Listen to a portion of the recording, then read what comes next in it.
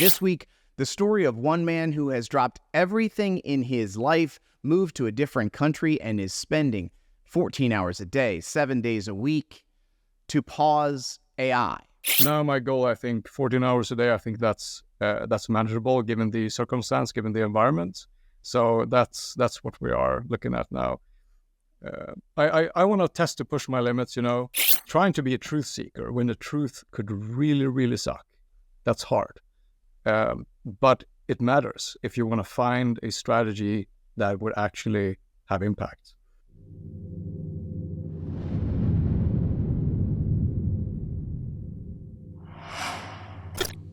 Welcome to For Humanity, an AI safety podcast, episode number 29. Drop everything to stop AGI. I'm John Sherman, your host. Thank you so much for joining me. This week, the story of one man who has dropped everything in his life, moved to a different country, and is spending 14 hours a day, 7 days a week to pause AI.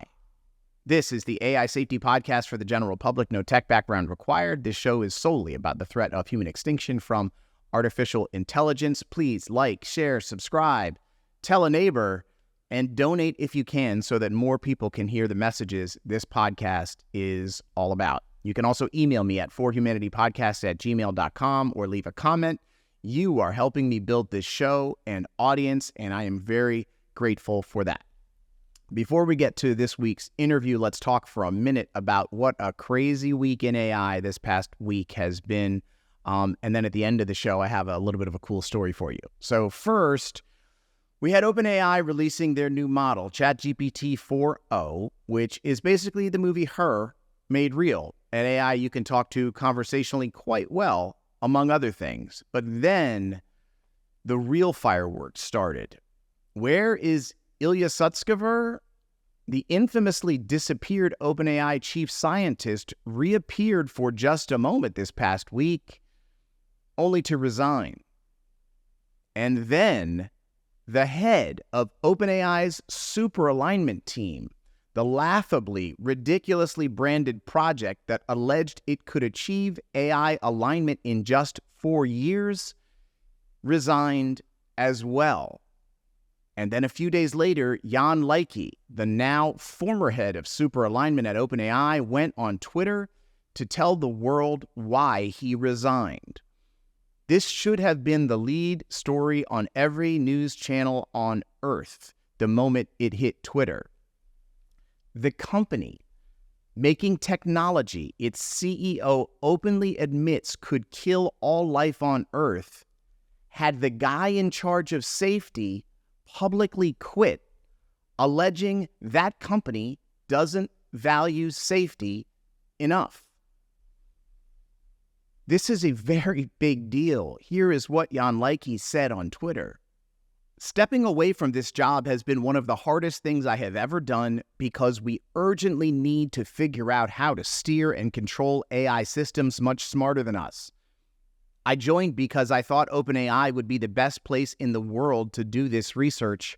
However, I have been disagreeing with OpenAI leadership about the company's core priorities for quite some time, until we finally reached a breaking point. I believe much more of our bandwidth should be spent getting ready for the next generations of models on security, monitoring, preparedness, safety, adversarial robustness, super alignment, confidentiality, societal impact, and related topics.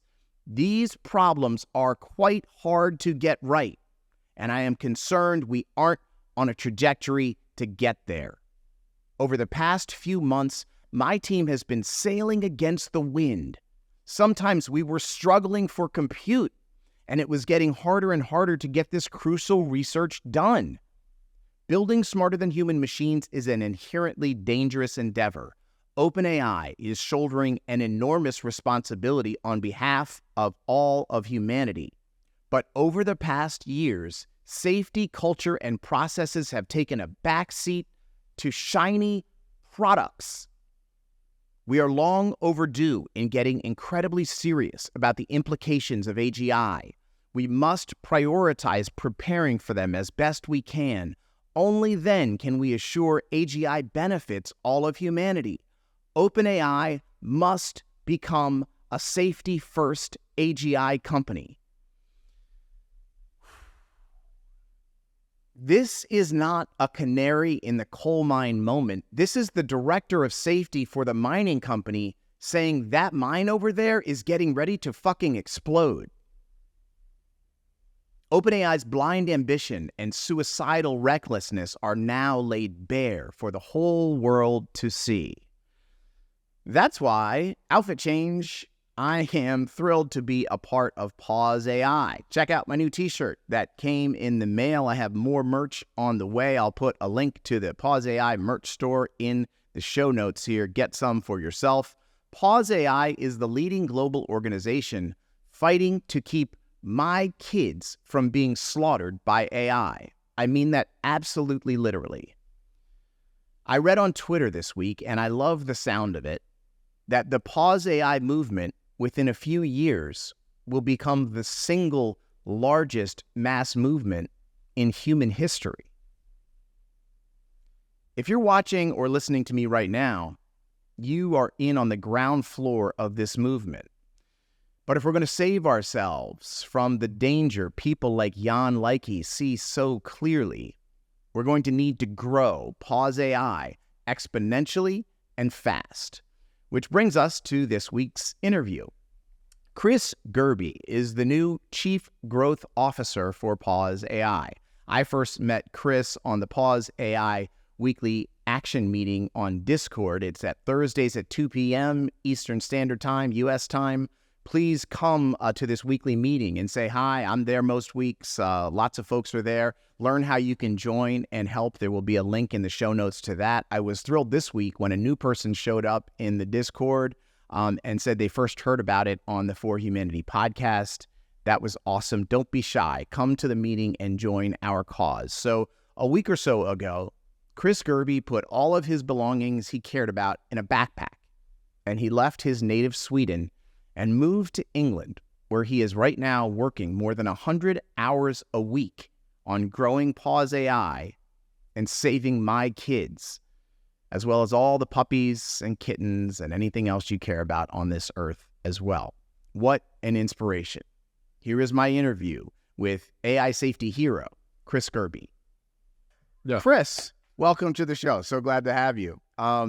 So I think one of the things that is really fascinating about you is that you have, like, I think a growing number of people are doing, but certainly not nearly enough. But you basically put your regular life behind you and have moved on to put your entire life working on AI risk. And this just happened. You've just moved to London. But before we get to talk to any of that stuff, I want to just sort of go backwards, talk about where it all started. So just tell me sort of how you first became aware of AI risk as an issue. Sure. So yeah, happy to be here, by the way. I began maybe reading about this 10 years ago. So like I became aware maybe 7-10 years ago, something like that. I don't remember. When I began reading about like Nick Bostrom's readings, Elias Yudkowsky's, a bit of Robin Hansson and these cool people. So, but like I said, I didn't take any action. I didn't know what to do. I didn't know I could do anything.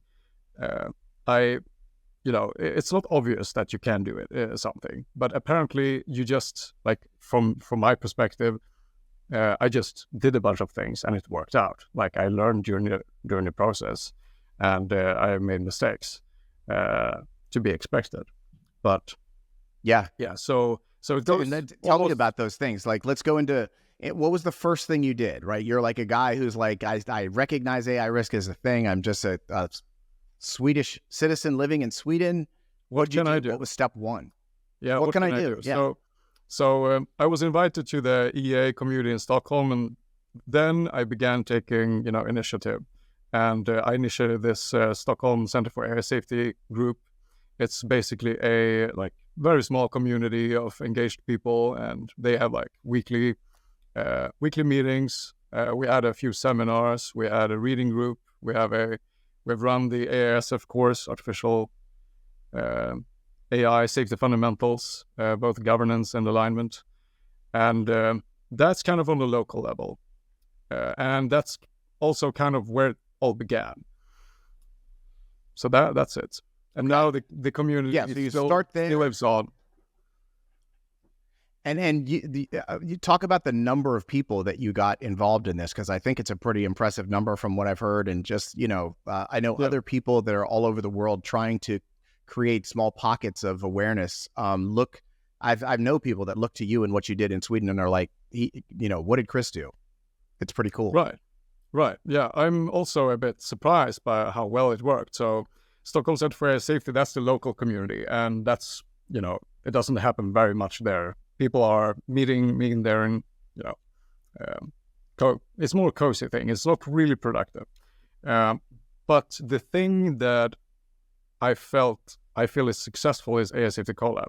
It's a meta field building organization that helps other university groups and other kind of local small groups that don't really, that's trying to get up to speed on how to do community building when it comes to AI safety.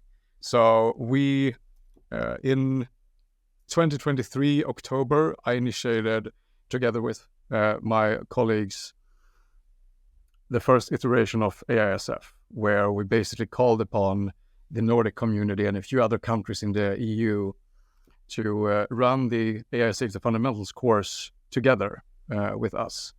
And we onboarded 230 people altogether and approximately 30 organizers.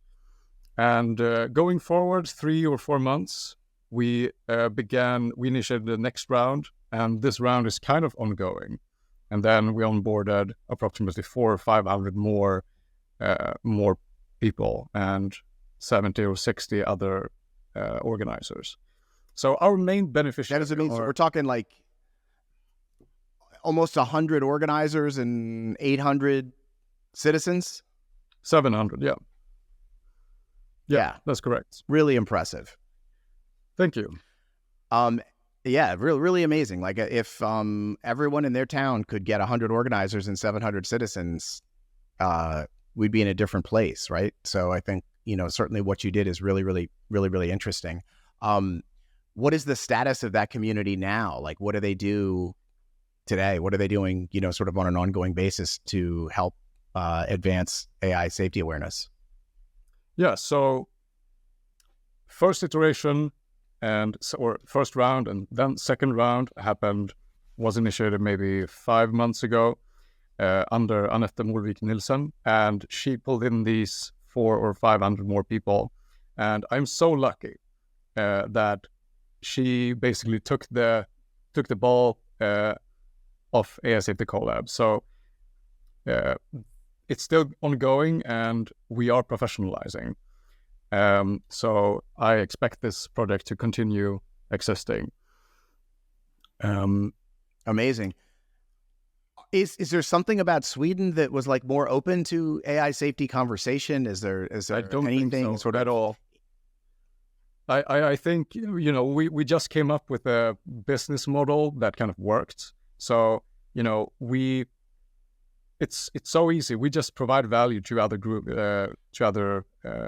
leaders. So they want to succeed doing community building on a local level, but it's hard. Like there's no, there's a bunch of resources online, but having a network where you can ask questions and getting training to do, say, facilitation of these AISF cohorts. So basically they meet like once the groups do their readings and then they meet together and have a discussion. And like all of these things, they're not obvious. Like doing proper facilitation of a group is really difficult, actually, doing it really well. So, the business model is pretty simple. We just provide value via, say, manuals on how to do outreach, facilitation, and various other sets of things. And we also provide them with a network. Like, they just win by joining the AI Safety Collab. So I think, yeah. And is it something that anyone anywhere could do? Like I'm in Baltimore, Maryland, USA. Could I, I'd love to have 100 organizers and 700 people, aware in my community, but I wouldn't even know where to start. Right. Yeah, I think that's the ambitious goal setting part. So maybe in June 2023, I spoke to Elliot Davies, the Danish executive manager of EA Denmark, and he basically gave me the ambitious goal of, he basically said to me, like, hey, what if you just had like 100 participants in AASF, and that's like your stretched goal? And I said, okay, sure. And then I happened to 2x that. But, I think it begins with the ambitious goal, and then you just, you try and you get advice, and you try to not have a lot of fires going out. So you want to do your operations properly, and you really want to plan ahead so there are no fires happening, like operational logistical fires. You just think ahead and work really hard, I would say. That's also one of my, that's something I've shown to be able to do, work really hard. And I think that, maybe this wouldn't be possible if you won't work. If you say cap your weekly hours at 40, maybe this is not possible. I don't know. Or then you have to divide the work. I think that's important to say. People. Yeah.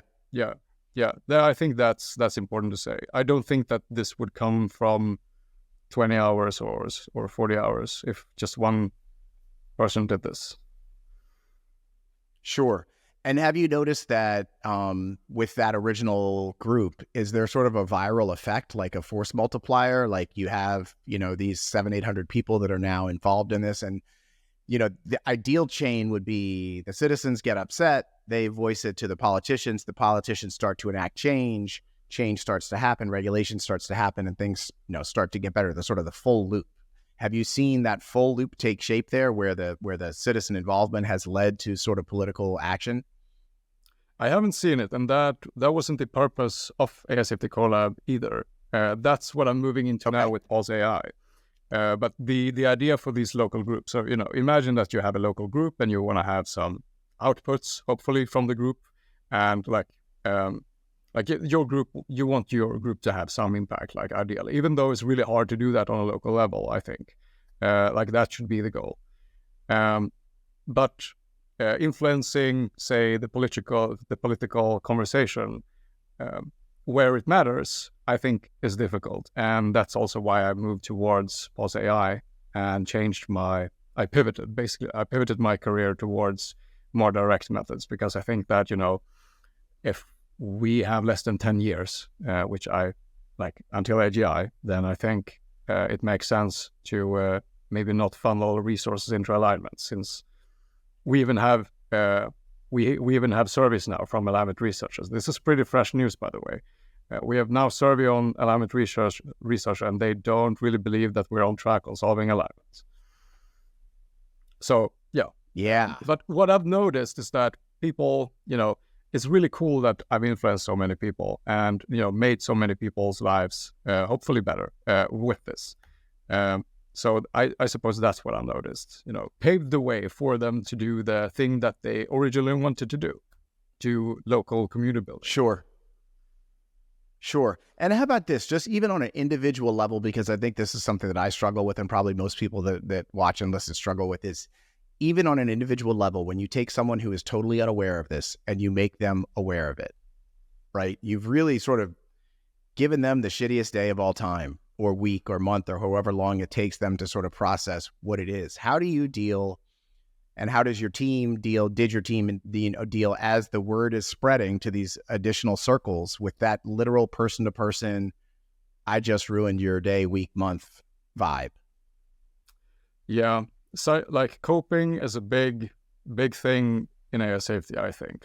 The more I read about AI safety, the darker the outlook for the future looks like. Yeah. Oftentimes you read more and then you see some hopes, some glimpses of hope. But in my case, it's just been a roller coaster towards the bottom. So I think that, having some psychological mechanisms to cope with that, I think are important. And probably I have some of those. But at the same time, in my case at least, I don't know how to say this, but eventually you want to get to a point where you just want to accept what the future might look like. even though it might be really, really grim, to be able to, get stuff done. So you can imagine you ripping off a Band-Aid. You want to rip it off. I think in my case, it makes sense to rip it off pretty quickly. Yeah. So getting to terms with what I assume to be true. Right. I've found, and I don't know if you found this, but it's sort of like you can go to the edge of the cliff. This is a mental exercise. You look over the cliff and you see the darkest of dark outcomes. And then I've almost found like it sort of recedes a little bit. Like if you get to a place where you're like, okay, that's possible, it doesn't stay with you in the same like dire, dark way. It sort of, light comes back in. I don't know. Light does come back in. You do find meaning, even though I have been depressed and I've been, not for a long time. I don't know if I would classify as if I would have ever classified as a clinical depression, but I've for sure felt really depressed about the situation. And eventually it wears off. Like the edge of the feeling, the sharp edge of the feeling wears off eventually. Yeah. And then you can just accept what you're dealing with, and then deploy some strategy that would tackle that actual outlook. Because look, I think that this is why it's difficult to venture into this field, AI safety, and also, Pulse AI. A prerequisite for that is to believe that timelines might be short. And that in itself, that, realization, even, trying to be a truth seeker when the truth could really, really suck, that's hard. But it matters if you want to find a strategy that would actually have impact. Like a strategy given 10-year timelines would not be optimal for 3-year timelines and so on. So I think that this is a kind of necessary exercise if you want to have impact. Like, for example, finding out what the timelines are, getting some sense about how difficult alignment is, and then from those assumptions, working your way towards impact. I think that's it's a really difficult thing to do that probably people in AI safety, maybe, pandemic preparation, maybe have to nuclear preparation or whatever, have to deal with these emotionally difficult, exercises. Yeah. And have you found at all, I think I have certainly found that one way to bring the light back in is to do work and to, being productive around it feels like you are addressing some of that darkness a little bit in a productive way. Have you felt that? Yeah, absolutely. That 100%. I wouldn't say it takes away. It at least feels like you're doing something, otherwise for example, I'm very value kind of action aligned. I can't be disaligned when it comes to what it feels so bad for me to be action disaligned to my beliefs. It's difficult for me to work on, say, field building when I believe that, that might not have impact given the timelines I assume we have. So, but that's another conversation. But yeah, I totally agree that working for the cause that you believe in, that I think there's even data on this. I would be surprised if there weren't. Yeah. And so in your heart, what is the timeline? In your brain, what is the timeline you sort of operate from internally? Yeah, I've had this conversation many times, and what I've come to accept is 50% credence in less than 3 years. That's a part of it, and then it asymptotes out. It also I should maybe update, and maybe it's 2 years, but I try to be slow in my updates. Sure. So we're going to get to some a little bit more positive stuff in just a second, but even before, I'll give you this one question I ask folks who are out on the front lines talking to people about this. So there's a human instinct. People need to know exactly how it's going to happen. I can't possibly believe that's possible unless I can actually think of some way I could actually see it happening, in front of me. And I think you and I know that a core part of this is that you have to be able to imagine what you cannot imagine, to know that there's a set of things that are just completely beyond our human understanding. So we can't really accurately predict what something 1,000 times smarter would do to us. But when people put you to the test and they say, hey, Chris, make this real to me, what would this really look like? How would this really happen? What are like your one or two sort of go-tos? Yeah, I would throw the Vingian reflection back at you, which basically says that you can't come up with a way for how you be outplayed if you are battling a stronger opponent. So I think that this, if you force me, to give an answer, I will, but I would push really hard on I think that this conversation probably misleads people so they can, pinpoint, oh, that wouldn't work because XYZ, and that failure mode for humanity, that we would fix that up because XYZ, but right. An obvious answer is, of course, like super pandemics. I mean, imagine if we would have 3 simultaneous really bad pandemics where the incubation time is really long, so it takes a long time for you to know if you're infected, and then the mortality rate is really high, and that doesn't pave the way for X risk. I think that there will be survivors, but could we recover from that together with this misaligned AGI or ASI? I don't think so. I think the cards are against it there.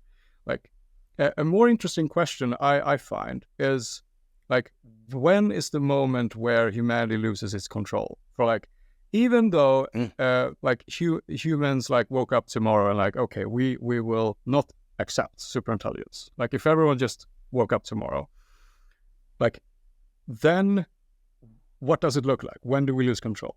So when and I think the moment is where we have some, AGI being able to copy itself over to dip for a variety of computers. If we have some computer virus that is also agentic and sufficiently general, then we are in the territory of burn all computers, or have the state install some anti-AGI virus software. And there's plenty of computers on Earth, and we could maybe solve it with great coordination. But I think that's one of the moments where we lose control, even though everyone would kind of agree, because civilization really depends on computers. The supply lines for just food, of course, depends on computers. We don't do things with pen and paper anymore. There's no way. So if we couldn't have this AGI antivirus software purging, say, computers from this, then I assume that this is technologically possible. But let's say we had to burn a bunch of computers, then billions of people would die. So I think that's one of those interesting questions, when do we lose control so there's no returning back?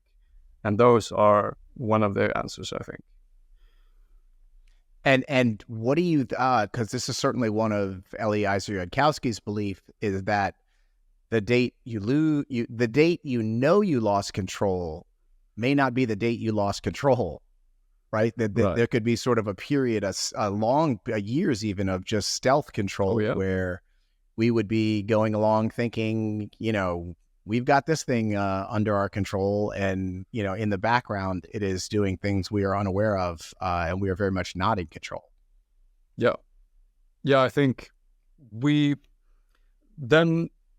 one of the possible scenarios there is the treacherous turn. I think that Nick Bostrom coined the term, and it's basically where we have an AGI or a superintelligence system, and it could be we could be in a multipolar scenario where we have multiple superintelligences or just one. But it's where the agents or the AGI is situationally aware. So it knows that, I have to play nice to gain more control, to gain more power. Right. And then I can make my decision of getting rid of this like getting rid of humans for various reasons. And that just speaks to the example you mentioned there. Yeah. All right. So let's talk about what you are doing now with your life and your professional life. So you, in the last week or so, have left Sweden, moved to London. Tell me about the whole plan, what you're doing. You put your life in a backpack. Tell me about it. That's correct. Yeah.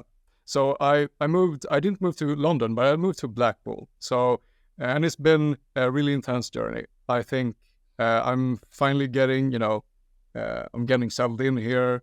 I'm learning about various things. So I think the 23rd last month, so that's maybe 2 or 3 weeks ago, I got a decision that I can move into this co-working space, CLR, in Blackpool. And from then, I just try to, get here ASAP so I can get up to speed and work on Pause AI as soon as possible. And I got rid of my stuff, and I gave away a bunch of stuff to my friends.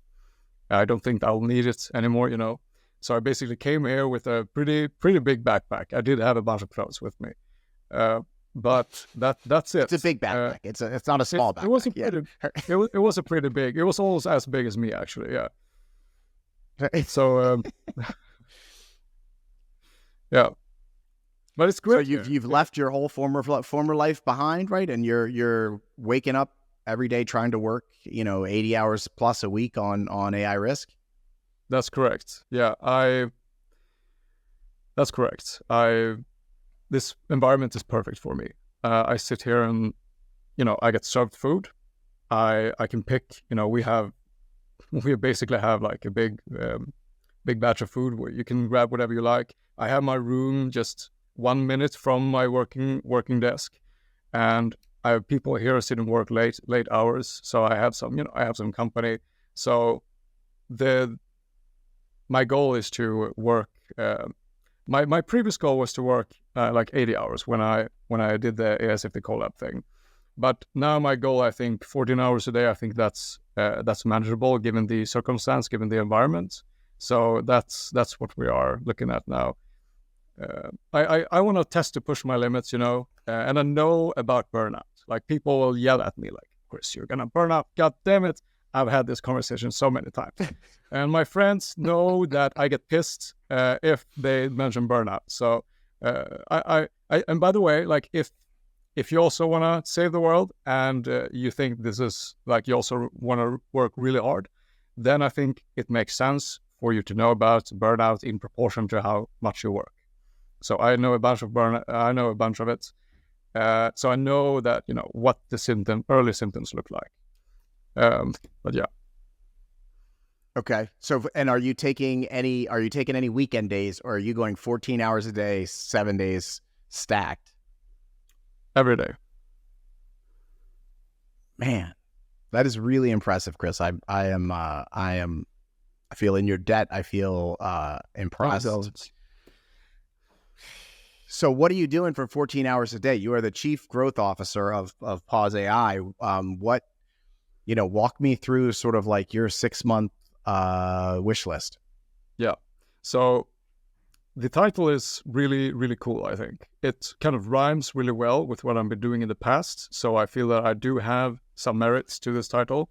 My plan is to, of course, set up a growth strategy for how we can grow this movement really fast. I think given the timeline I have and many others on the core team of Pause AI have really short timelines, so we need to move really fast.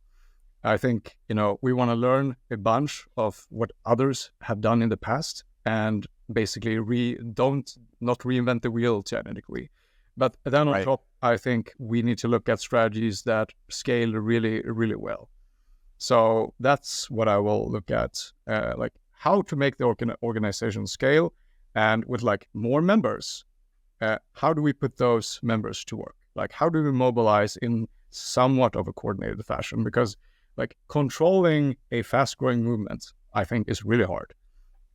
You can't enforce project management methods and have a bunch of bureaucracy. You have to be really agile. So this is something I will look into. So that's like two key things, like make it grow, come up with a growth strategy and implement it, and also with more members make it scale. Those are the two main points, but then a bunch of other things.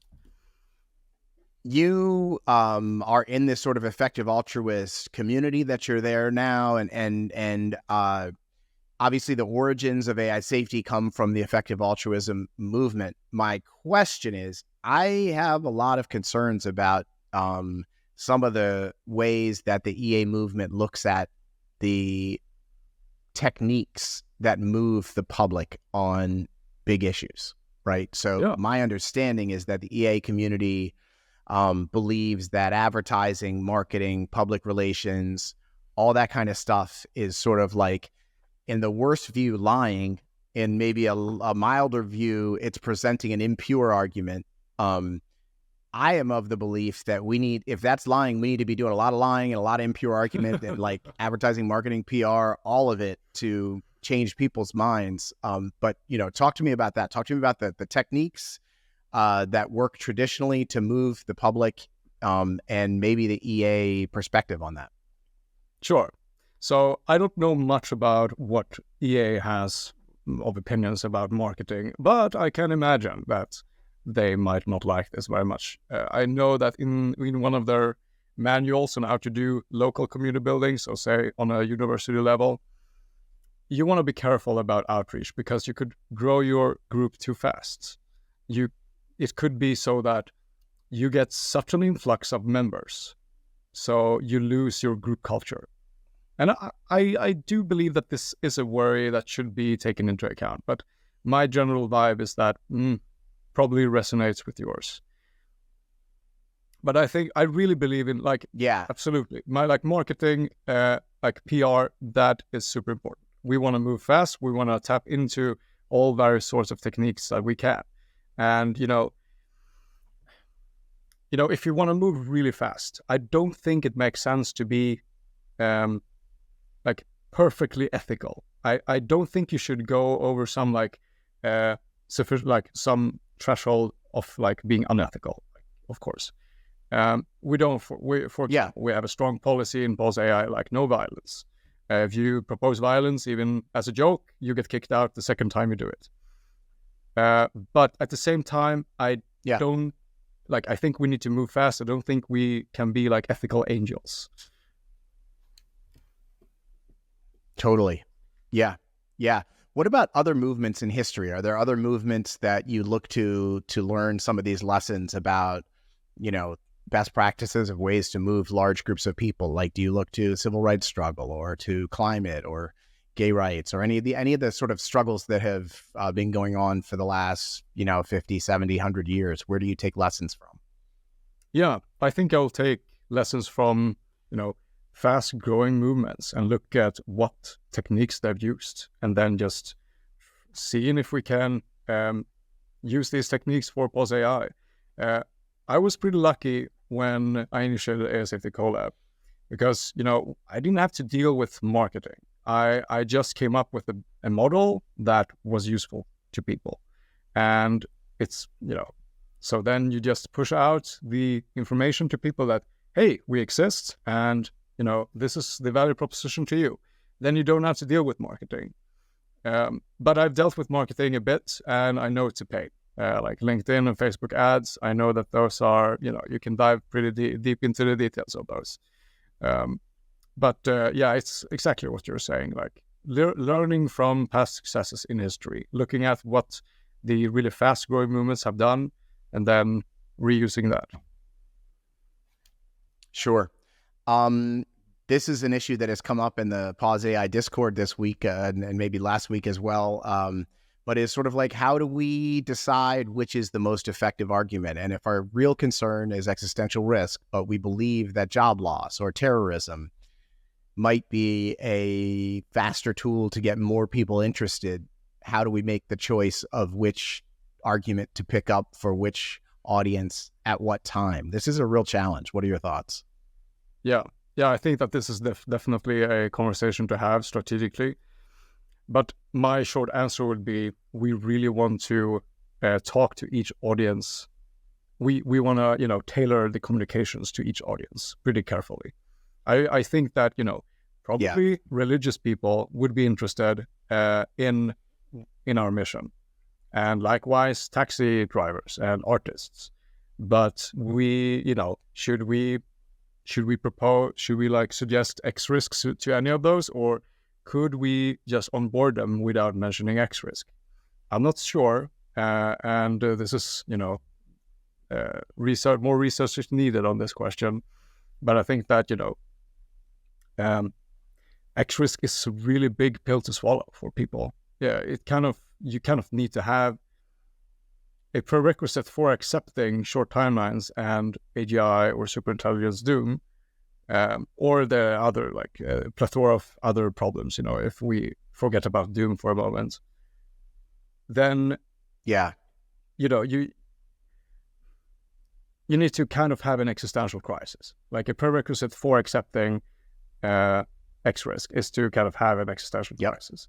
When you have that, first, then you buy into the idea. And I think that this is a really, really bad, unfortunate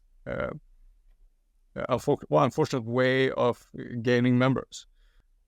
It's really difficult for them to first accept or to have an existential crisis. It's really hurtful. And it's almost like if you could win their support without having to have them have that crisis, are you in a better place? Do you have a stronger supporter? Do you have a supporter who is supporting you for the wrong reasons? What is that? If you go with the shortcut and it works, I guess that's a win, right? Yeah.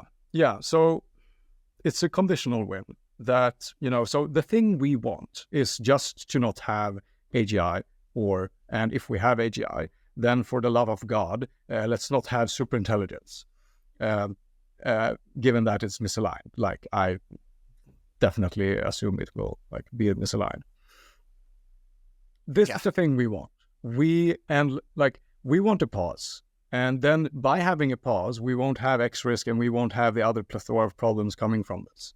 So if we can get a pause by some other means other than communicating X risk, then I think that this should be definitely, we should look into this. Like, could we have arguments? Could we have a kind of, could people join into the community now and find the work meaningful and find the community meaningful if they don't subscribe to X risk?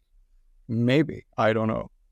What do you think about this? I think this is a huge part of it as you approach someone about it, or as someone who is new to it thinks about it, right? There's this place they get to, and I'm so sympathetic to it because I understand it, and I think it makes sense, where they're like, wait a minute, I'm a smart person.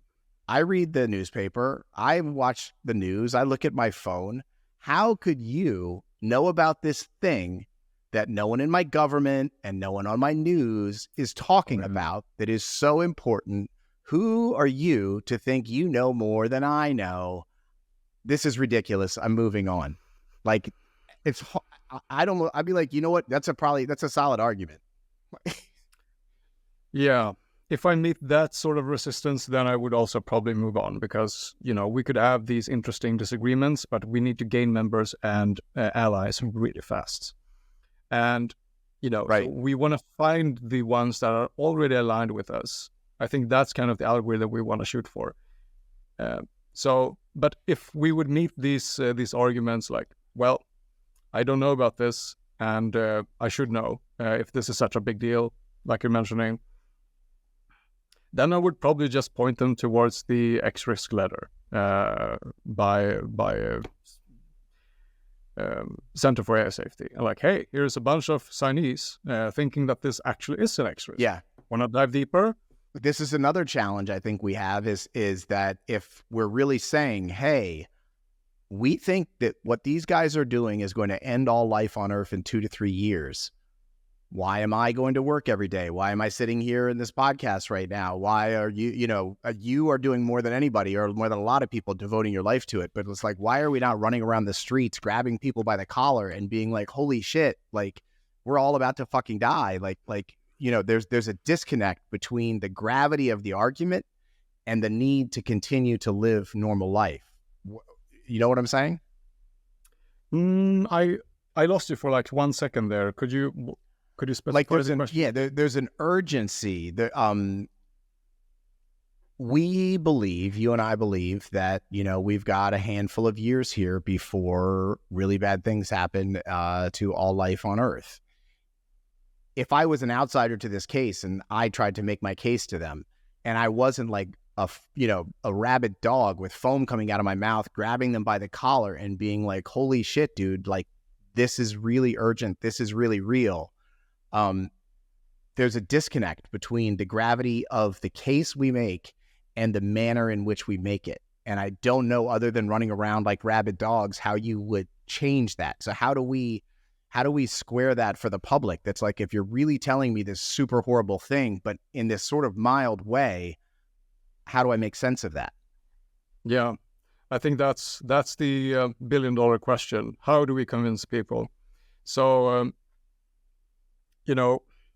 from what angle should we approach the question? Like, this is why I recently have steered away from like talking about X risk, unless I know that the person is kind of susceptible to the arguments. So, like, for example, many of the X risk arguments come from just, conceptual arguments. And I would say most people, maybe that doesn't resonate with them really much. And in general, I would say, we need some evidence, some hard evidence that would legitimize our concern. And we don't really have that. We have a bunch of, we have a bunch of evidence, but, you have to extrapolate. Quite a bit until we arrive at X risk. And then we also have these conceptual arguments. So, maybe talking about loss of control in general is a more like, we have these companies now. Maybe if we think about this for a few years, like what would it look like in a few years? I think maybe if we can point towards like social media or something, the government doesn't really enjoy how, say, Facebook or Google or any other big company or X, like, kind of controls the public in a soft sense. So maybe we can give examples of that and then say like, yeah, look where this is going. This has already happened before, but this will happen like at least the magnitude stronger today. If we extrapolate just a few years. Right. It's like, look at your kids. I was going to say, it's like, look at your kids in Twitter or TikTok or Instagram or something. And it's like, is this social media that our kids are engaging with aligned or misaligned with human values? Strong case to be made for misaligned. Really hard case to be made for it's aligned. Right. And then there's a strong case to be made for loss of control. Like there's nobody parent who's really in control of their kids' social media. So you have this thing that is working against them and us and society that is out of control right now. Yeah. Maybe we can make some really strong arguments that would make it easier for people to like accept the idea of slowing down progress. Yeah. So when you're focusing on growth, are you dealing with political outreach? Are you dealing with protests? Are you dealing with fundraising? Are you dealing with citizen involvement? All of these things, like what is the path to growth for Pause AI look like? I would say all of the above. And so funding, like getting more members, enabling members to become more, empowering members basically. So we can get to this. So we can have a pause. I have to know the whole ecosystem, so I understand all the levers I can pull in the system. So I don't point the community in a bad direction or suboptimal direction. So that's been my work, like maybe last month or so, just getting my head into the ecosystem and understanding what it looks like, and where in the system I can intervene so that the whole system becomes better towards the goal that we have. I think, that's awesome. If people are watching or listening and they say, I want to help Chris grow Pause AI, what's the best thing people can do? Yeah, I would say if you're really invested in this, then definitely send me a message, and we'll try to put you to work. And we also have an onboarding team. So, if you're really invested in this, you will be matched with an onboarder. I'm one of the onboarders, and we'll try to match you and your abilities to some tasks in the system, some projects, or a team in Pulse AI. So we have plenty of teams. We have teams for various things, and you would basically be joining a team or work on your own project, depending on who you are and what you can do and what you're excited to do. Yeah, and I will just say, as someone who comes to the Pause AI Discords and is involved in the work that's going on there, it is a great feeling. It's a great community of people. It's really cool to look at a panel of, video shots from all over the world with people who are seeing this as you do and interested in helping. And everyone is a volunteer. And so everyone is most people volunteers, and it's like everyone has a different professional experience they bring to it. So it's a, variety of different tools that are available. If you need help, someone who's good at whatever you need help with will probably volunteer to help you. So it's not like you need to know what you're doing to get involved. It's not like you need, all of the areas of expertise. You basically just come as you are, as yourself, and the group will find a way to put you to use. Has that been your experience? Absolutely. Yeah. And I would say community. Yeah, the community is actually amazing. I think that, the leadership at Pulse AI, I am really happily surprised by how good the leadership is at Pulse AI. So, if you want to join something and you want to have impact and you want to have this is a really lively and beautiful community we have. I'm really, really happy to be a part of it. That's awesome. And maybe talk a little bit about where Pause AI fits in with the landscape of existing organizations, coming organizations. Do you see, where it sort of fits? I know a lot of people have talked about the civil rights movement in America, where you had various different organizations, some, using some tactics, some using other tactics. Where do you see as Pause AI's sort of role in that landscape? Yeah. So to get change in society, we have a kind of we have a few set of organizations that kind of fill a scope or an interval. And on one side, we have the radical flank, and they are doing their sorts of things that are, civil disobedience and so on. And on the other side of the spectrum, we have kind of the inside game, where, people talking to politicians or policymakers and international security people directly and so on. And somewhere in between here, Pulse AI fits. So I would say we are probably towards the radical flank spectrum, but we're not really there. We want to educate the public, and we want to educate policymakers and people in power about what we're dealing with. But we're also doing protests. Even though the protests are really peaceful, we are doing protests. And I think that's also a powerful mechanism to get change in society. So, yeah. Sure. All right. So, Chris, what are you going to do working 14 hours a day, 7 days a week to not lose your mind? You talked, we've had our first conversation. You said you were going to stop going to the gym. I think that's a little aggressive. I think whatever you do, you have to do something to protect yourself. Like maybe even just walk. I try to walk about 12,000 steps a day. And I find that walking is incredibly restorative. You can think, you can listen to podcasts, you can make phone calls, but you're actually out in the, weather. Please don't tell me you're going to just stay in that room for 24 hours a day and not come out. It's not that bad, actually. So yeah, it might sound worse than it is, but working this much is it's more of a habit than anything else. It's not like I am, forcing myself or I have a hard time sitting there. I enjoy this, I really do. And I think that's also a prerequisite to be able to work this much. For sure, if I had to use my willpower every moment to work more, then this would be unsustainable. Absolutely. Sure. But I would say,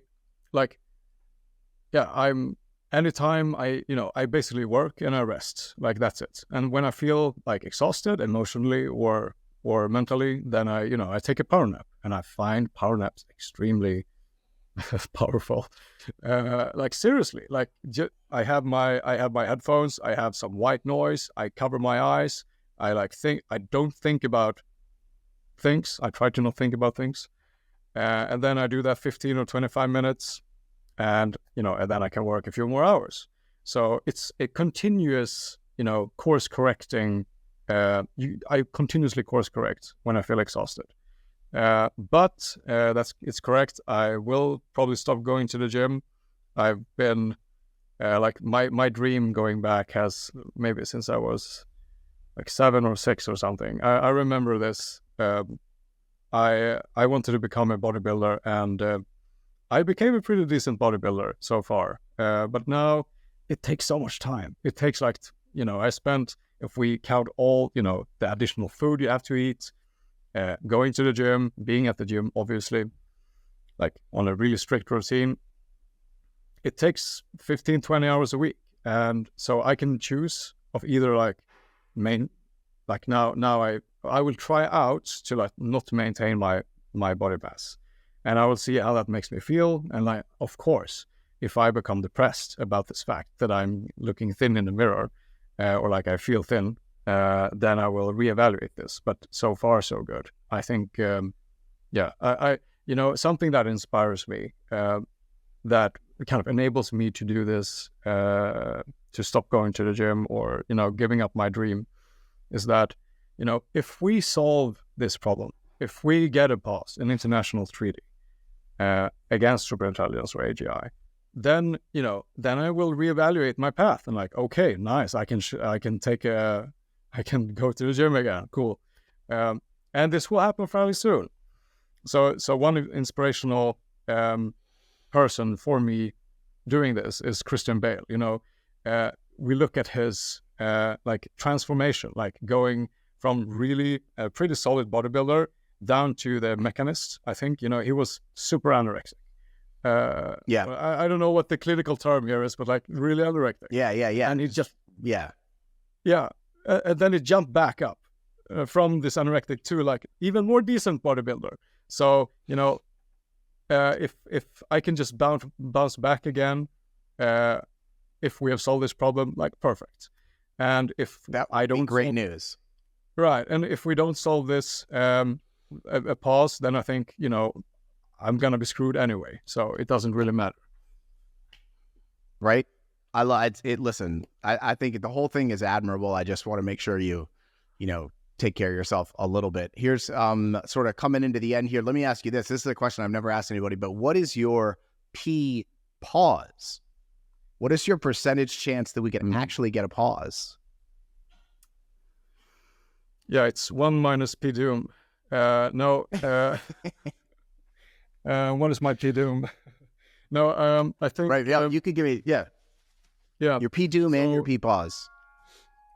Yeah, I think my P doom is pretty high. I used to think in terms of P doom, but I kind of now enjoy more thinking about outcome vibes. What are my outcome vibes?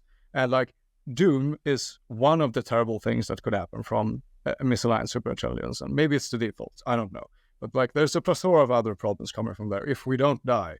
So my outcome vibes are pretty terrible. I don't see how humanity comes out on top here and gets the future, the beautiful transhumanist future that we could get. We could colonize the universe. We could get these cool mind uploads, we could live in virtual worlds. But yeah, so my P pause outcome vibes, I suppose, would be maybe, I don't know, 30% if we get a warning shot or something like that. That's good. Yeah, I like that. That's solid. 70% too. Hey. Yeah, I guess maybe it's not that great. Maybe it's not that great. I wasn't gonna. Depends on who you compare. Yeah.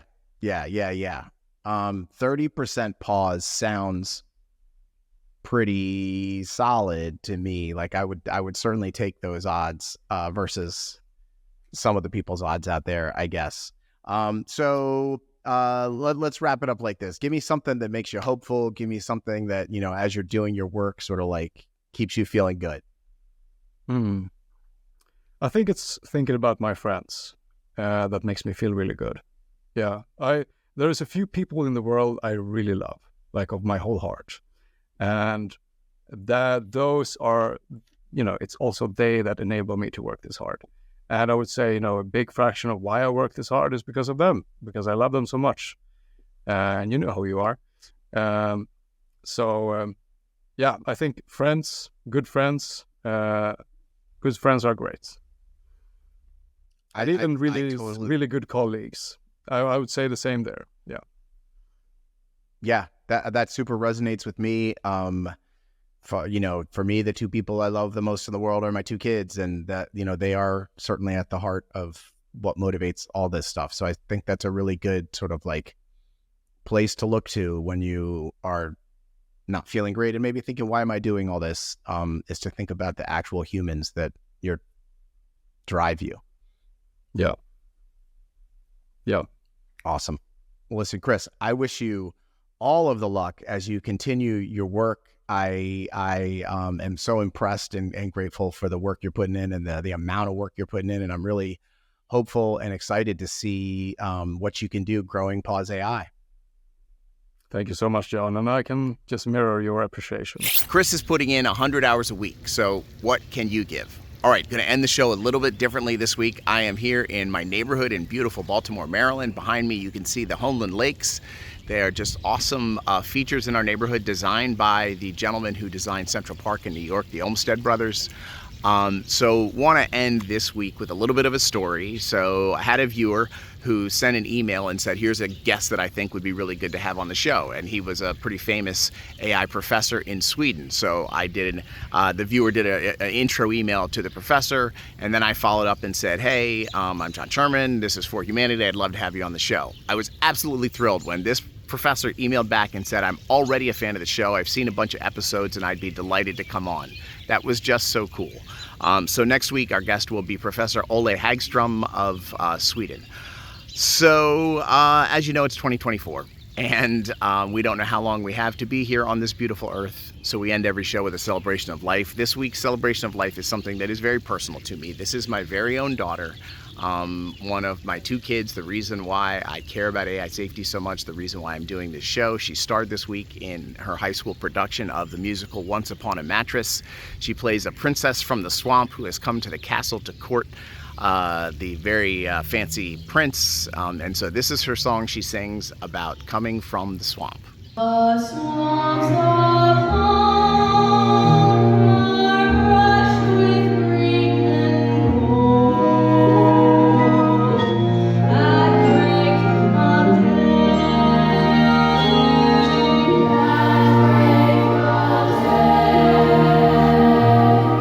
the swamps of home are lovely to behold. From far away,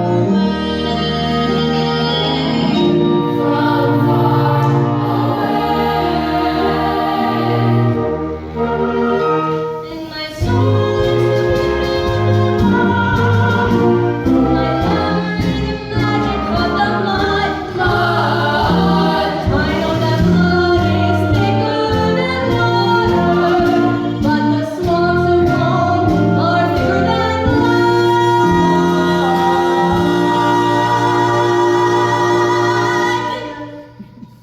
Where'er I roam, my heart grows dank and cold. My face grows gray when shadows fall and I hear the